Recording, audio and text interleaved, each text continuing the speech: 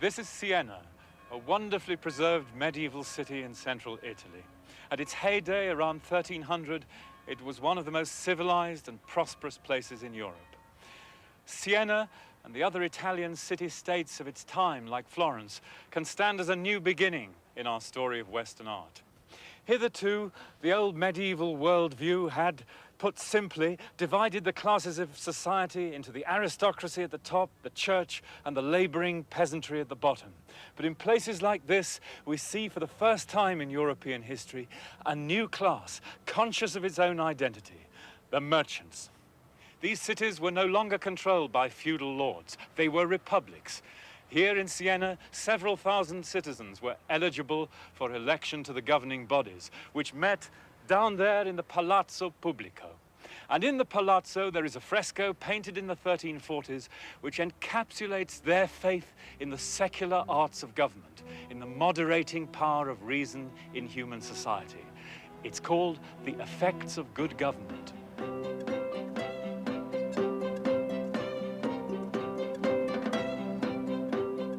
This marvelous fresco, painted by Ambrogio Lorenzetti, was the first panoramic landscape on this scale in Western art.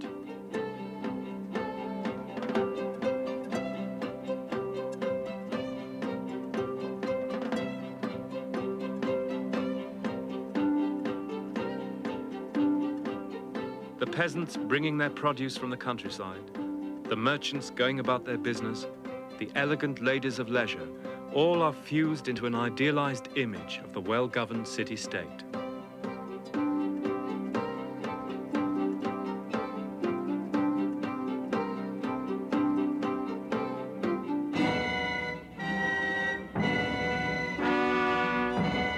Eight years later, the Black Death devastated Siena. It killed the artist Lorenzetti and half the population of Europe. It was the greatest catastrophe in the modern history of the West. But surprisingly, for some regions, the plague was a springboard for economic growth.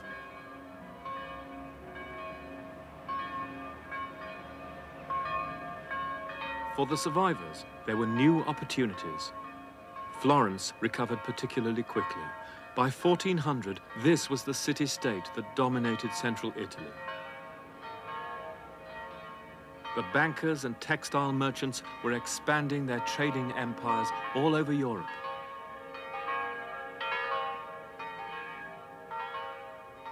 Over the next 100 years, an extraordinary interaction took place in Florence. The innovations of artists and architects, the excitement of rediscovering classical achievements, and the patronage of a wealthy commercial class. These key elements brought about a series of artistic and intellectual breakthroughs that came to be known as the Renaissance, literally the rebirth of learning and culture.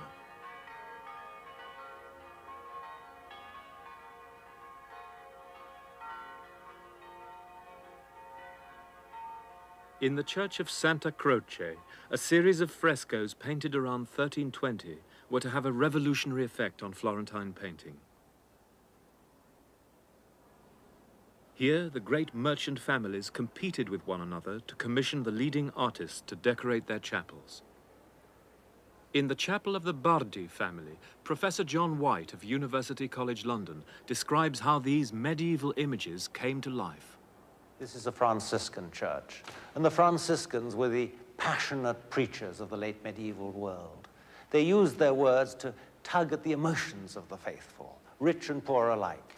And at the same time, the painters increasingly tried to bring the Gospels and the stories of the saints to life before their very eyes. At first, as you can see in this late 13th century St. Francis altarpiece, they did it with stiff, imposing figures and with bright, doll-like symbolic scenes and images. And here next door, in a much ruined fresco, I'm afraid, painted probably only 30 or 40 years later, you can see the revolution represented by the art of Giotto, the great contemporary of the poet Dante.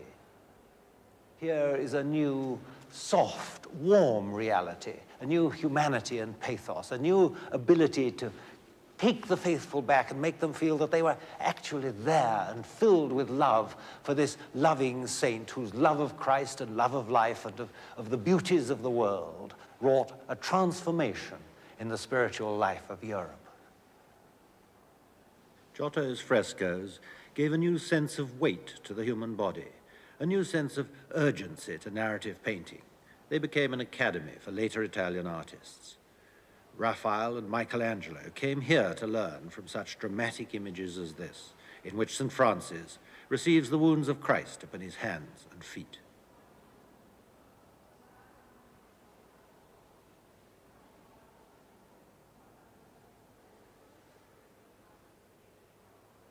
Giotto's frescoes brought him immortality and undying fame to the chapel of the Bardi. They and families like them were moneylenders to the popes and kings of Europe.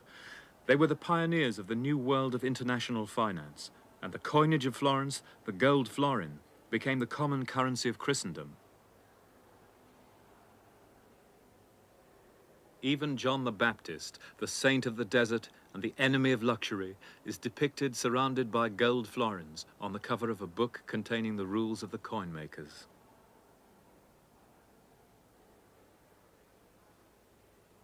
But if the prosperity of Florence was owed to the bankers, the rebirth of its intellectual energy came from a rediscovery of classical culture. Without ever leaving Santa Croce, we can move into the world of the Renaissance with this tomb of Leonardo Bruni, longtime Chancellor of Florence, who died in 1444. This was the Florence of the humanists, the students of the classics, of the knowledge and the wisdom of the ancient world. They went right back to the origins of Western thought in the great Greek philosophers. He also wrote a history of Florence, starting with Roman times. And in this great work, he put historical writing also onto a new footing, both in terms of its literary content and its scholarly underpinning. And there he lies, his history on his breast, surrounded by a wealth of classical detail, his bier supported by the Roman eagles, and his hope of heaven in the roundel of the Virgin and Child above his head. This monument in itself is a wordless combination of the Christian and the classical. This is the Pantheon, the most perfectly preserved temple of ancient Rome. Scholars like Bruni and the artists of Renaissance Florence had a passionate love affair with antiquity. The humanists recovered and translated the texts. The artists studied the statues and the frescoes. But they were not simply copying the achievements of the ancient world, they were transforming them.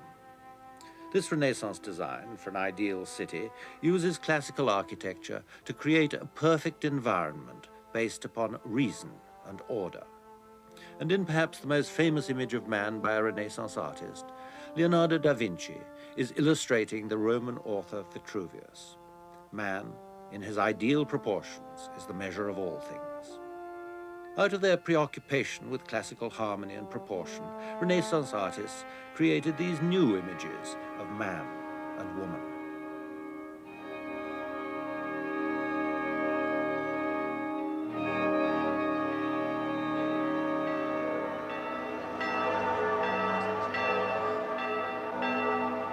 Inside the Palazzo Vecchio, the 5,000 or so Florentines who had the right to vote would meet, summoned by the bell in times of crisis. They were the members of the influential guilds and represented the craftsmen and the most economically important activities. Sculptors and stoneworkers, textiles, metal workers, masons and builders, lawyers and solicitors.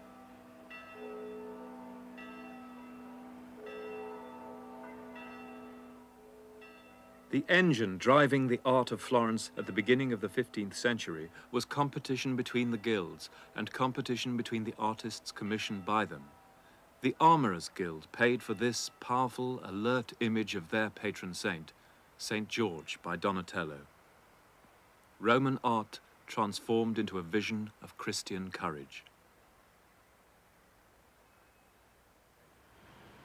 The Bankers' Guild paid for Ghiberti's expensive bronze statue of St. Matthew, the patron saint of money changers.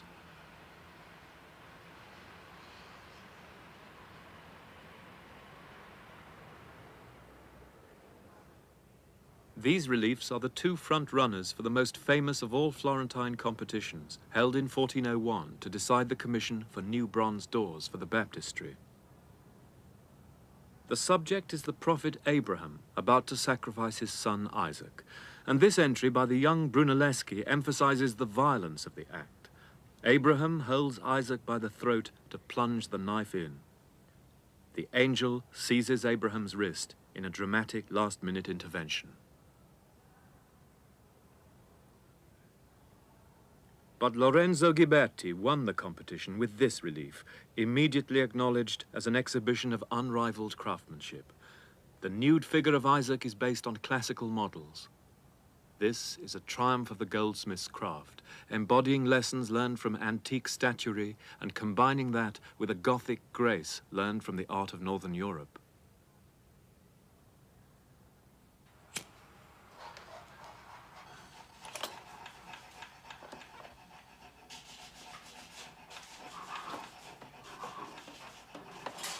Florence is still a thriving center for the goldsmith's art. This is the studio of Signor Giorgio Chileri at the south end of the Ponte Vecchio, and he works here as a master with his apprentice craftsmen. Now, a whole generation of famous Florentine artists, Ghiberti, Brunelleschi, Donatello, began work in studios not unlike this, working on just such meticulous and minute creations before moving on in their careers to their monumental works of art. In such an environment where the skill of the craftsman is so highly prized, it was inevitable, perhaps, that their status should rise. Inevitable, too, that the most brilliant of them, men like Brunelleschi and Donatello, should resent the restrictions which the craft guilds could place on them, and resent, too, the implication that somehow their work was menial, a mechanical craft. And so, increasingly during this century, such artists came to see themselves as the equals of their patrons. No longer humble, anonymous craftsmen, but self-confident, ambitious, intellectual practitioners of the liberal arts, famous beyond their own city. Brunelleschi visited Rome after his unsuccessful submission for the baptistry doors competition. There he saw a great city in a state of decay. The sheer scale of the Roman ruins and the building techniques he analyzed provided inspiration for the greatest problem of structural engineering in Italy: how to complete the cathedral being built in Florence. In this great space, we are surrounded by a Gothic architecture ripe for the Renaissance. The flat surfaces of the walls, the crisp, plainer detailing of the piers with their sharp angles, not a curve, not a rounded form in sight.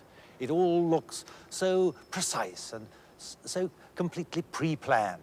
And yet, if we had stood here half a century after they began to build this building, we would have seen something very different. Behind me there, you would still have seen the medieval houses within the existing foundations. And then, as the piers went up, they were still arguing about how high they should be. When they came to those capitals, they had a competition about their precise form. They had plaster, wooden, stone models, and when all that was done, and they were still arguing about the precise dimensions of the building, they went on for 50 years, and not a man in Italy or Europe, let alone in Florence, would have had the foggiest idea of how they could ever put a dome over that great crossing that you see behind me there. In 1417, a conference of architects was summoned from all over Italy to discuss the problem of how to construct the dome. And eventually, Brunelleschi was entrusted with the commission. Standing here and looking down into the space, this 150-foot wide octagonal crossing, we can get some idea, at least, of what it was for Brunelleschi to be faced by the greatest architectural and engineering challenge which had confronted any Italian architect since the distant days of antiquity. It was quite impossible to fill this space with a forest of timber, and even if it had been, it would never have supported itself, let alone the weight of the cupola during its construction. So Brunelleschi's primary problem and his first triumph was to devise a form of scaffolding which started not at the ground, but 40 feet above our heads at the top of the drum. And then his second was to build the cupola in such a way that it was self-supporting in the course of its construction. And this is an important part of Brunelleschi's structural solution: herringbone brickwork. Instead of simply laying rows of bricks horizontally, some of them were laid vertically to provide a kind of internal skeleton, locking the horizontal rings of brickwork into place whilst the mortar was setting.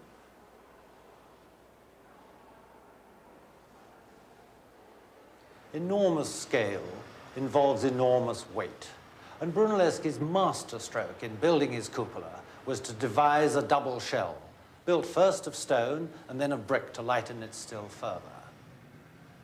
We are standing in one of the passageways between these two shells, and that, of course, solved his whole problem of access for his building materials and, of course, for subsequent maintenance, whilst the great ribs which bind the inner and the outer shells together ensure its strength and structural stability.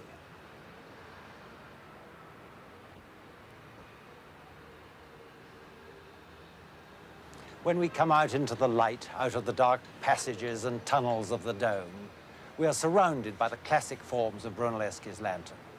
As we look down, we can immediately understand exactly what his great contemporary and fellow architect Alberti meant when he spoke of this magnificent cupola rising above the skies, ample enough to encompass in its shadow all the people of Tuscany.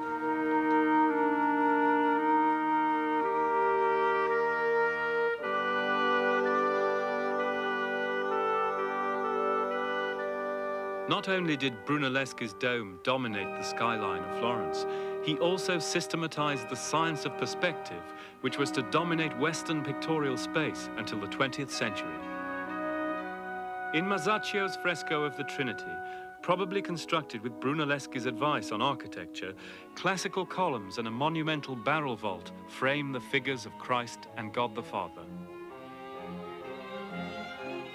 Here is the interaction of painting, architecture, and the mathematical analysis of space that was unique to the Florentine Renaissance.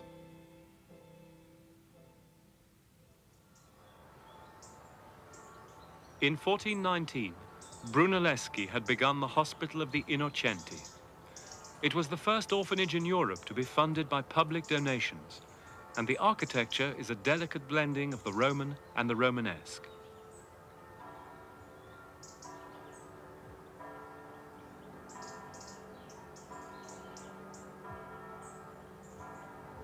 It was Brunelleschi's architecture which the painter Fra Angelico depicted in his fresco of the Annunciation, which awaits you at the top of the stairs of the monastery of San Marco.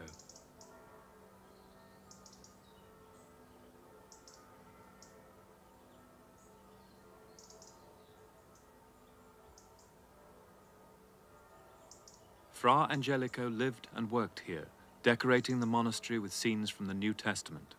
Scenes striking for their simplicity and serenity.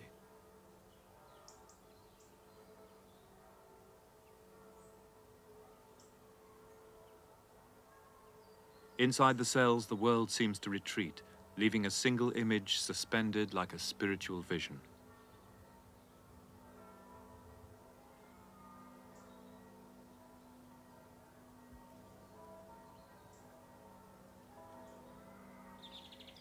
The buildings and frescoes of San Marco were paid for by one of the wealthiest Florentine bankers, Cosimo de' Medici, whose family symbol adorns the walls. Saint Cosmas was the patron saint of the Medici family, and in Fra Angelico's fresco, he kneels at the foot of the cross. This painting was at the entrance to the personal cell of Cosimo de' Medici, who would retreat from the pressures of business into this setting of intense spiritual devotion. The moment in the story of Christ that these patrician bankers identified with was the adoration of the Magi, the wise and wealthy paying homage to the baby Jesus. And this is the image that Fra Angelico painted inside Cosimo's cell. 30 years later, Botticelli painted the same scene for the same patrons. But now the powerful patrician families have taken over the religious stage. Cosimo the Elder is portrayed kneeling before the Madonna, while his grandson Lorenzo the Magnificent swaggers on one side. Every face in this painting is a portrait from the Medici court circle, including Botticelli himself.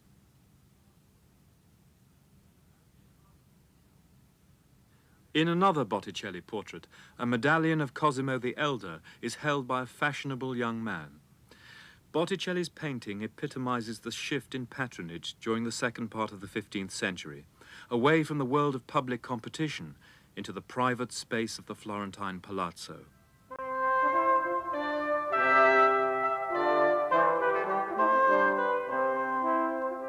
The patrician families of Florence erected monuments to their own prestige in the palazzi of the 15th century.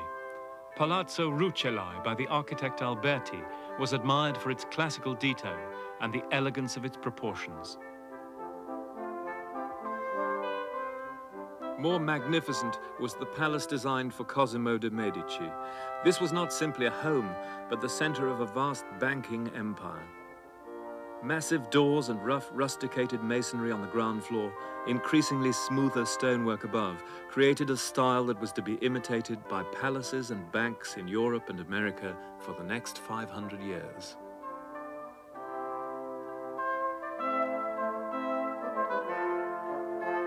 The Medici created an elegant society where artists and scholars studied astrology and mythology, reviving antiquity for their private pleasure. Cosimo commissioned the humanist Ficino to translate the works of Plato, and out of this intellectual climate came the paintings of Botticelli, combining the sensuality of pagan mythology with themes and images from Christian art.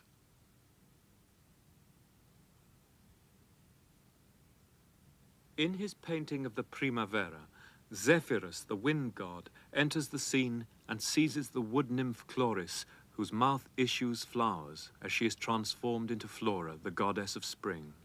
In the center stands a figure who resembles both the Christian Madonna and Venus, the goddess of love, and who directs the dance of the three graces. Naked Venus, seen here in Botticelli's The Birth of Venus, symbolized divine love. This was a nude based on classical forms, which also suggests a baptism and a rebirth.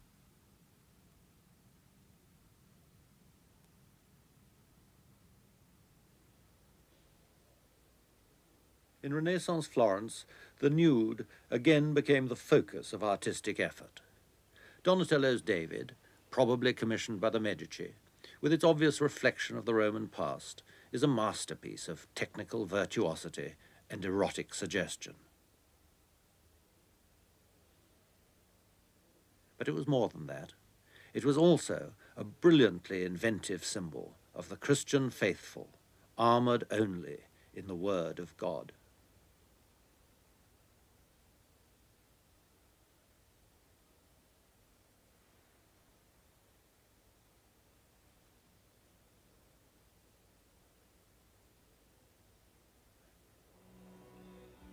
Finally, in Brunelleschi's church of San Lorenzo, we find the two bronze pulpits that Donatello left unfinished at his death in 1466. Here, for the first time in Western art, we find a true late style that leads on to the work of Titian and of Rembrandt. Leaving behind the technical perfection of his early work, Donatello now engages with his material in a rougher, more direct manner, biting into the bronze with his chisel to convey a more emotionally charged message.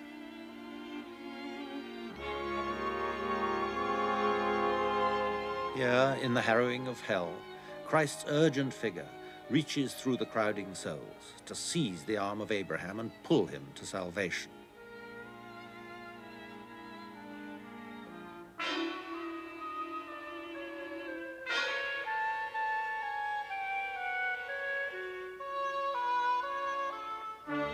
when Christ's heavy figure surges from the tomb, it is not a joyous resurrection, but a battle won against the odds. Below, the soldiers sleep as the old order passes. Christ's face seems burdened with the sins of all mankind as he climbs up from darkness into light.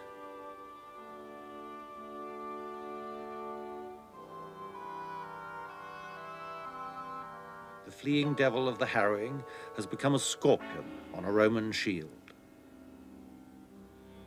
Then, finally, the drama of salvation is resolved as the ascending Christ looks down in love and takes his leave of his apostles.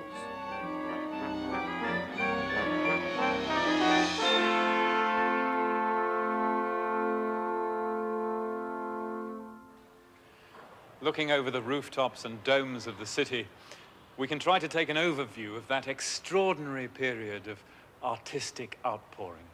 It was, after all, a city whose population never even reached 100,000, continually riven by faction and strife, and yet which produced some of the greatest figures in the history of Western culture, from Giotto and Dante to Michelangelo and Leonardo.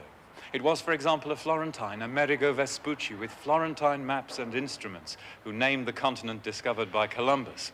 The founder of modern science, Galileo, worked in this city. With all of them, it is the freshness of their thought, their willingness to experiment, their modernity, which impresses us today. But there is another side to the story. Civilized human life depends not only on modernity, but on a healthy assimilation of the past, both critical and imaginative. The Middle Ages had proved incapable of doing that. But here, in the Florentine Renaissance, we can see the reintegration of the classical worldview into modern life. Not merely their learning, but their pagan humanism and their pantheism with its incomparably rich mythological themes, which, as we now understand, contain such profound psychological insights. What we see here in Florence is what they made of that tradition, just as this is what we are making of them. But its continued reinterpretation is a necessity for the West if it is to understand its own cultural tradition.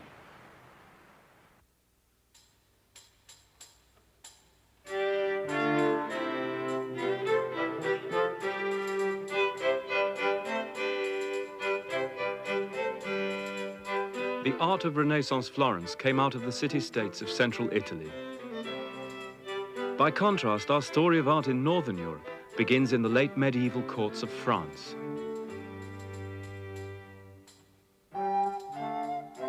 It was a time of violent contrasts. In the luxury of the court, the Duke enjoys his banquet, while the peasants shelter from the snow. In their hovel, they bear themselves by the fire.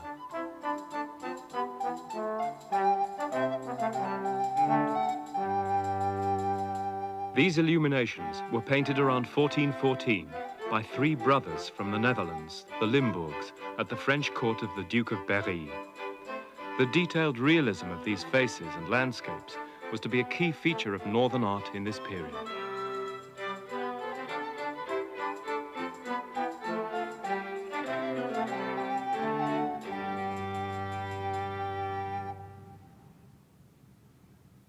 The Limburg brothers began their career working for the brother of the Duke of Berry, Philip the Bold, Duke of Burgundy.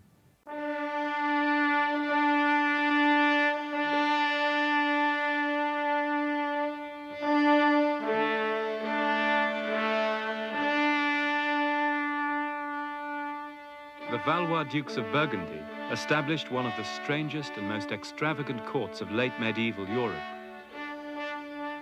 From their base in Burgundy, by marriage and diplomacy, they acquired large areas of the Netherlands to build an extensive, though fragmented state of vast wealth. In 1404, Duke Philip the Bold died at the Stag Inn near Brussels. 20 years earlier, his royal sculptors had begun work on Philip's tomb. One of them carved these images of the funeral procession which transported his body back to Burgundy. Clothed in the habit of a Carthusian monk, Philip's embalmed body was sealed in a great lead coffin and then carried in a funeral cortege which took nearly 7 weeks to wind the 250 miles from Brussels to Dijon. Accompanied by his sons, his chaplains, and members of his royal court, the hearse was drawn by 6 horses caparisoned in black, with the blue banners of Burgundy fluttering at its corners. At Dijon, it was received not only by the weeping clergy, but by 100 chosen townspeople and 100 poor, also clad in black at the Duke's expense. And so, as with the other great royal and ducal rituals of the later Middle Ages, death itself could be turned into an act of public theatre. Philip's tomb itself lay just outside Dijon, at the Carthusian monastery of Champmort. It took nearly 30 years to complete and was finished after his death in 1414.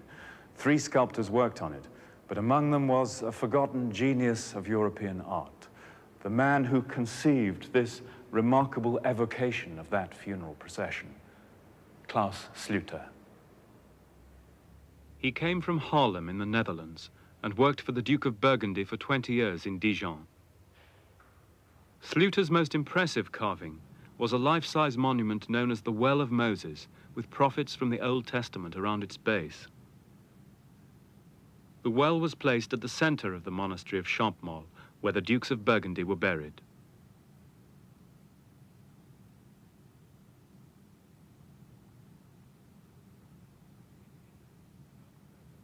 In Italy, Donatello was only 10 years old when Sluter began to carve these figures, which display an intense realism never seen before in European sculpture.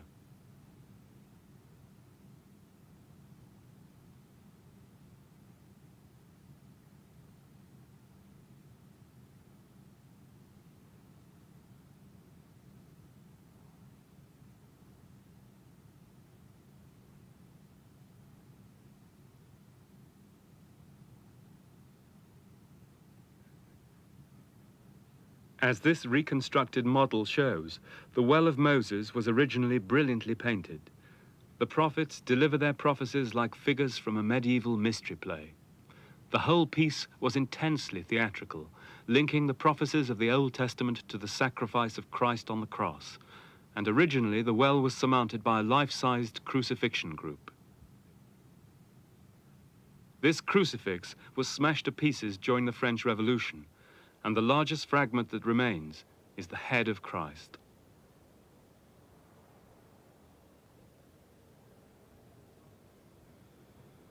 Somehow, Sluter's carving conveys both the agony of Christ on the cross and the release from suffering which death has brought.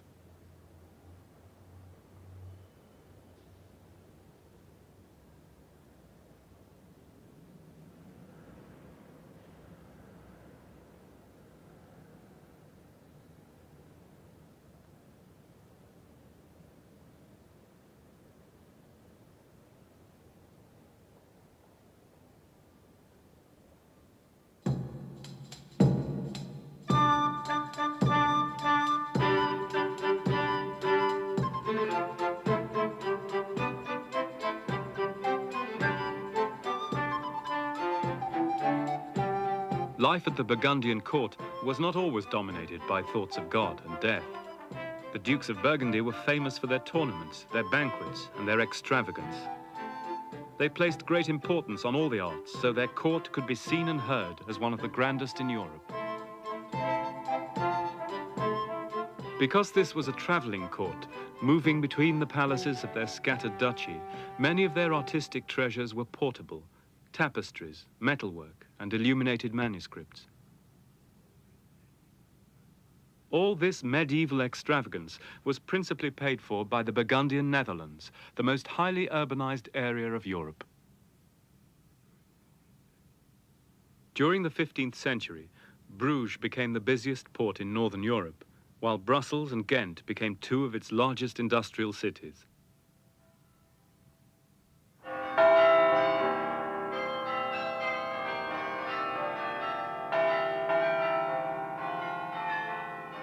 We can catch a realistic glimpse of Flemish urban life through the window of religious paintings, such as this Madonna by Robert Campin.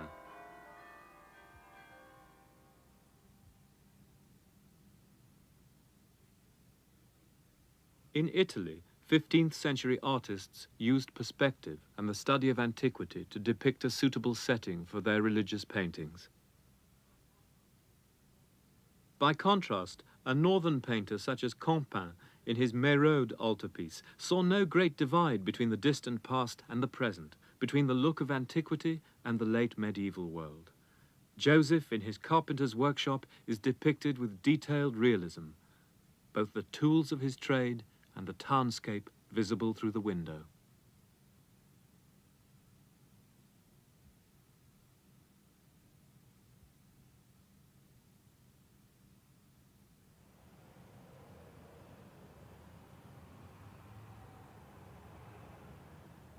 One sign of the success of Bruges as a trading centre was its wealthy community of Italian merchants and bankers.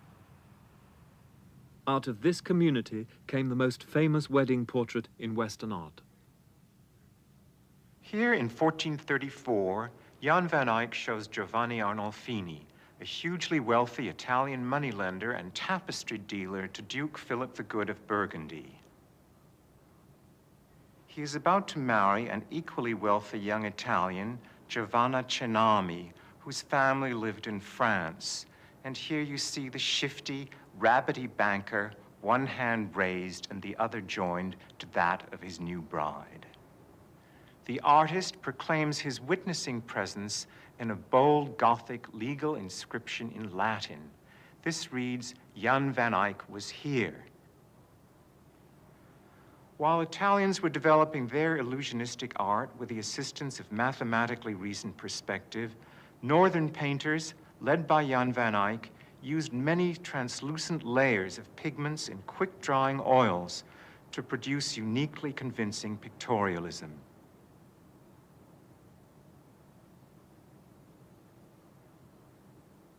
Among Jan's most compelling portraits, this man's features may be the artist's own.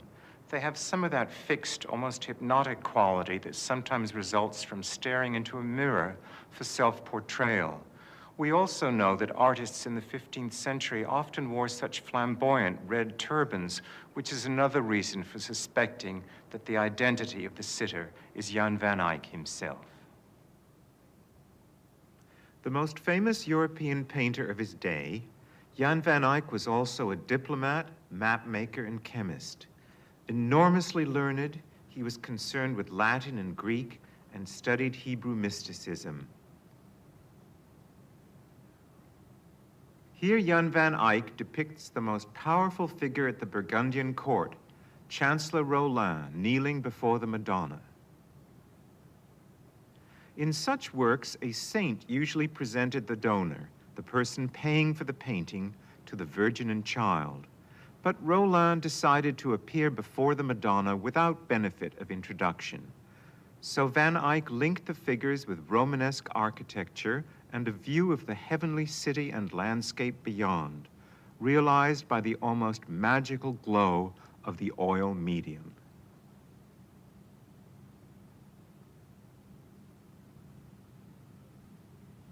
Nicolas Rolin was the chief minister of Duke Philip the Good of Burgundy for nearly 40 years. He became one of the wealthiest and most powerful men in Europe, and at the height of his career, he made a spectacular donation to charity.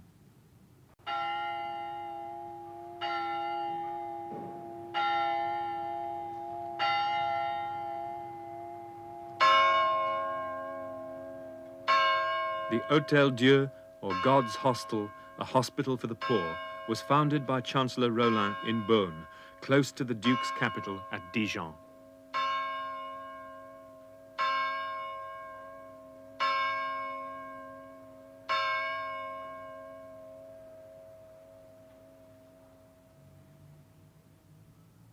The initials of Nicolas Rolin and of his wife, Guigonne de Salins, and their coats of arms appear in the stained glass and the floor tiles of the buildings, making it clear that the hospital was a gigantic memorial to the donors.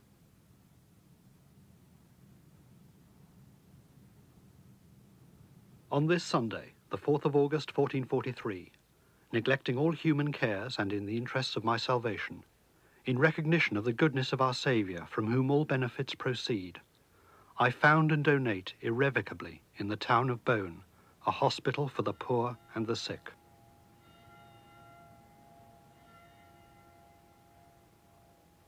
Such acts of piety were often performed by the rich in the Middle Ages for the good of their souls, but seldom on this massive scale. In this case, contemporaries viewed Rollin's wealth with hatred and his professions of charity and spirituality with cynicism. And it's one of the mysteries of the time that such men seem to combine an austere, rigid piety with excesses of cruelty, of calculating greed, and of, to us, sickening ostentation. King Louis XI himself said of Rollin, he made enough people poor to make a pauper's hospital necessary. And the hospital was where the poor came to die. Here in the Middle Ages were 2 rows of 31 beds where the poor lay 2 or 3 to a bed. The 15th century was a time of terrible famine, war, and plague. And in a bad year, thousands of people could die in a place like this. And so, thoughtfully, the Chancellor had provided that each of his patients could look from his or her bed to the wall above the high altar, where there hung a tremendous vision of the end, the last judgment of Roger van der Weyden.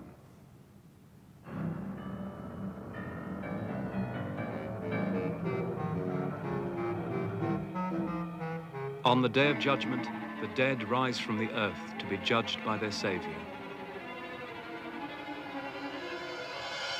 Christ sits enthroned in glory above the Archangel Michael, who holds the scales which will weigh the vices and virtues of all who are to be judged on the day of reckoning.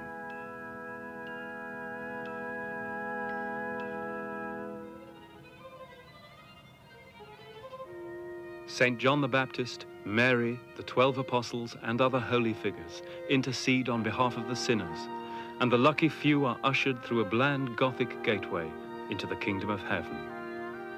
This painting was done with bright colors, so it could be seen by the sick even from their deathbeds. Van der Weyden excelled at depicting the inner emotions of his characters, and on Christ's left we see the damned in a state of frenzy, drawn inexorably towards the flames of hell. There are no demons to drag them down. In the words of a local theologian, the weight of sin upon the conscience is sufficient to make the damned fall into hell as heavy as lead.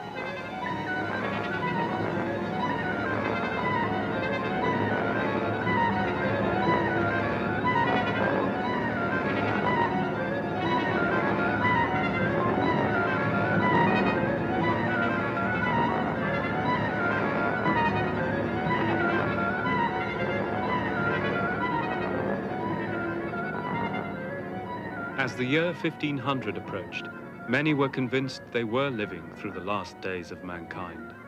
While the Turks threatened Christendom from the outside, Europe was tormented by political and religious tensions.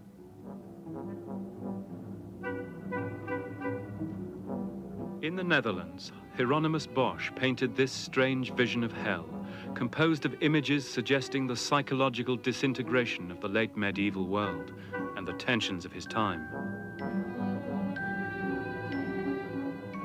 Industrial furnaces, armies on the march, artillery bombardments at night.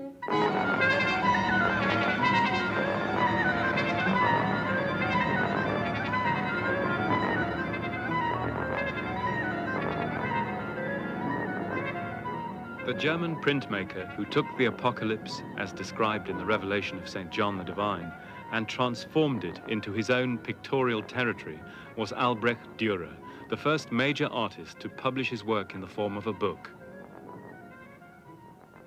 Dürer exploited contemporary interest in the revelations of St. John by designing and carving 15 woodcut block prints, which reduced the 22 chapters of St. John's text into an extraordinarily action-packed visual adventure which swept Western Europe. It made him the most famous graphic artist of his day, and the series itself was of enduring fame, used by artists, sculptors, painters, graphic designers for the next 500 years. Albrecht Dürer was clearly a precocious artist. He was the son of a Nuremberg goldsmith and drew this portrait of himself at the age of 13. He became the first artist in Western art to make a detailed series of self-portraits throughout his life, analyzing his changes of mood and image.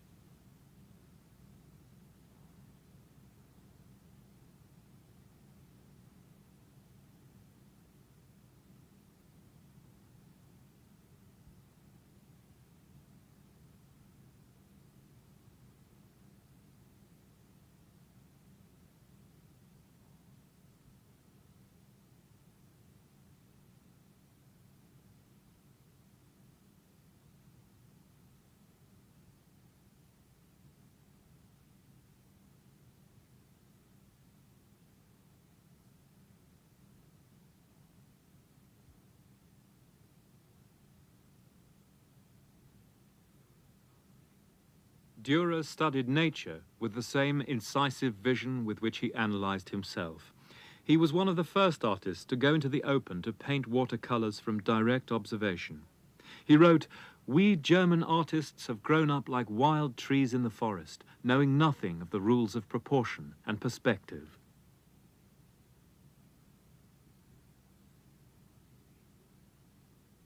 These watercolors were painted while Dürer was traveling from Nuremberg to Venice. He wished to learn from Italian art and to have his own status as an artist acknowledged in the land of the Renaissance.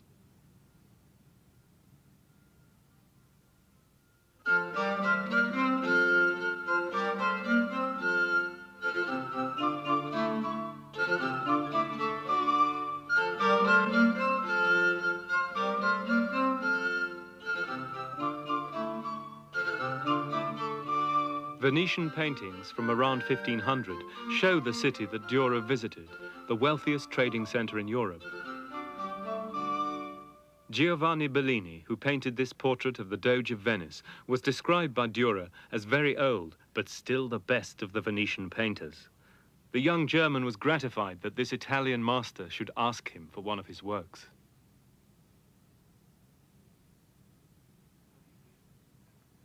Bellini and his contemporaries had been influenced by Northern art, its realism, its sensitivity to light and landscape, and Bellini had become a master of the Northern technique of oil painting.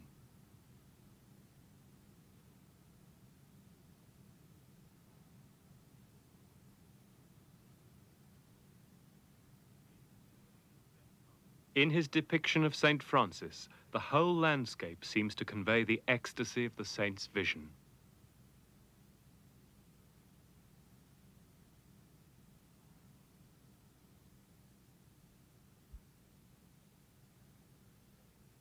After Dürer's second Venetian journey, he engraved some of his most intricate, complex plates. In Night, Death, and the Devil, the artist takes the equestrian statue he had seen in Italy and rides it into a northern forest. Here is the man of action, the warrior, blind to the perils that surround him, death at his side, the devil and devastation in his wake. Dürer's radiant engraving of Saint Jerome is a hymn to the contemplative life, showing his favorite saint in sacred study. Subtlety of light and the detailed depiction of the interior all recall Van Eyck's art.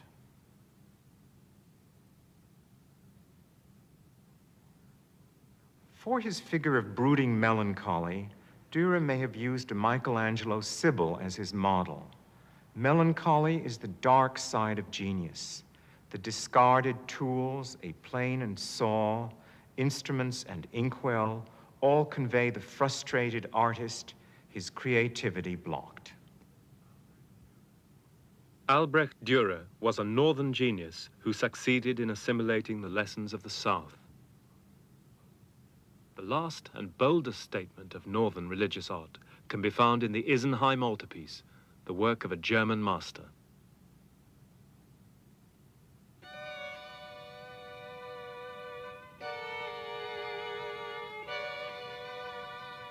This massive altar in 3 stages is by the artist we know as Matthias Grunewald. In many ways, it is the ultimate painting in Christian art.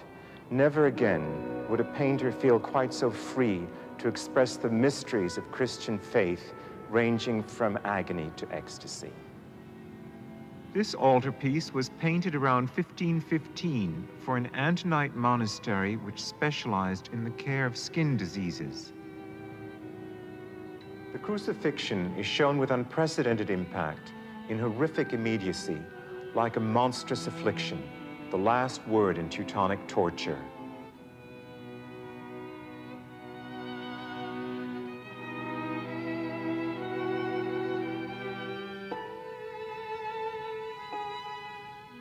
Mary swoons in the arms of St. John the Evangelist as the kneeling Magdalene twists her hands in impotent grief. In the wings, two healing saints, Sebastian and Antony, stand like living statues. Because the panels of this altarpiece had to be separated, we need to look at a model to understand how it unfolded. Mary reads the prophecy of Isaiah, "Behold, a virgin shall conceive," as she is interrupted by the Archangel Gabriel's annunciation. An angelic orchestra in the Temple of Solomon celebrates this mystical union of heaven and earth by its harmonious celestial music.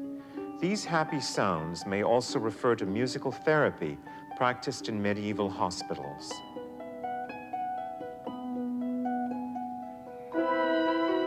Shown as if defined by light alone, this is the most convincing resurrection ever painted.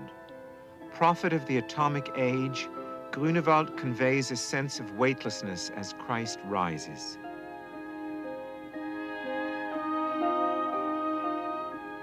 For the final opening, painted wings contrast with a sculpted centerpiece. St. Anthony is enthroned in triumph at the center and shown again at the left, meeting Paul the Hermit in his forest retreat.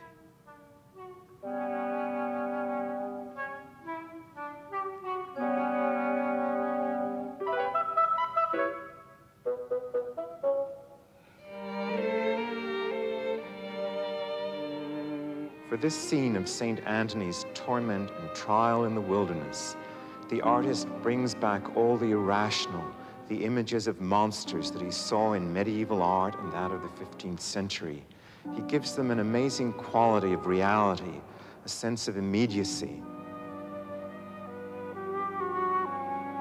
Half human, a fearfully diseased demon clutches his prayer book in a bag. An inscription in the corner could apply to him as well as to the patients at the Hospital of St. Anthony. "Where are you, good Jesus? Where are you? Why haven't you come to heal my wounds?" New classical idealism from Renaissance Italy ended the spontaneous realism and imagination of Grunewald's art. Two new views of Christianity also finished the free inquiry found in his painting.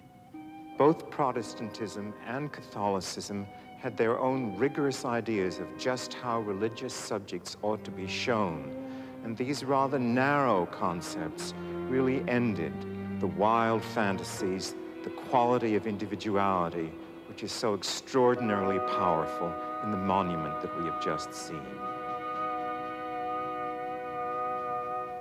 5 years after Grunewald painted the Isenheim altarpiece, Albrecht Dürer made the last of his journeys.